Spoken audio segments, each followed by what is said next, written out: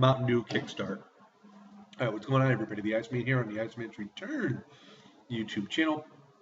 And after watching TNA Impact on Tuesday night, I must say they delivered once again. I'm liking what Impact is doing. Uh, well, with a small roster that they have, they're utilizing everybody, and they're having a lot of good matches as well as a lot of segments.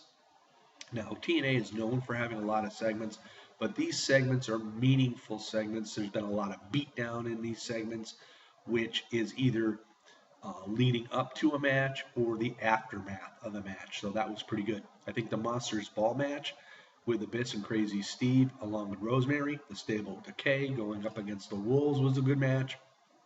My only problem here was having the Decay lose in that kind of a match that is, orchestrated for Abyss and that group. That is their kind of match, and they should not have lost that match.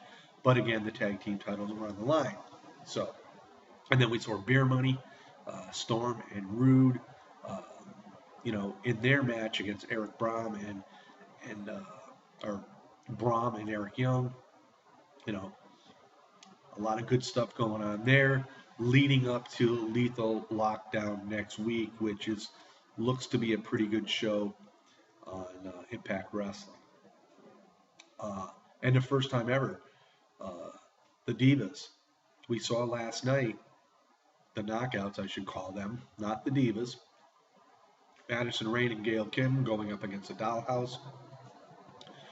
You know, Marty Bell, Jade, and of course Rebel. Um, Pretty good stuff here. And for the first time ever, uh, they will have a rematch. The Dollhouse, along with Madison Rayne, Gail Kim, and Velvet Sky of the Beautiful People, be a 6-women match inside the steel cage next week at Lethal Lockdown. So that looks to be pretty good as well. And of course, we saw the appearance or the debut of Odarg. Um, was sort of funny. He teamed up with Montabali Sherry, and they had a match with Jesse Goddard and Eli Drake. Now, what I like about this whole situation is everybody knows that Odarg is Grado, who was recently fired. He got the fired briefcase, and he comes back with a pretty much a mask, except for it's all open in the facial area, so everybody obviously knows it's Grado. But they're having fun with this, and I sort of liked it because it's just sort of entertaining to watch Eli Drake get all upset over it, and for him to go berserk over the fact that he's trying to convince everybody that Odarg is Grado and no one's seeing it. It's just good stuff.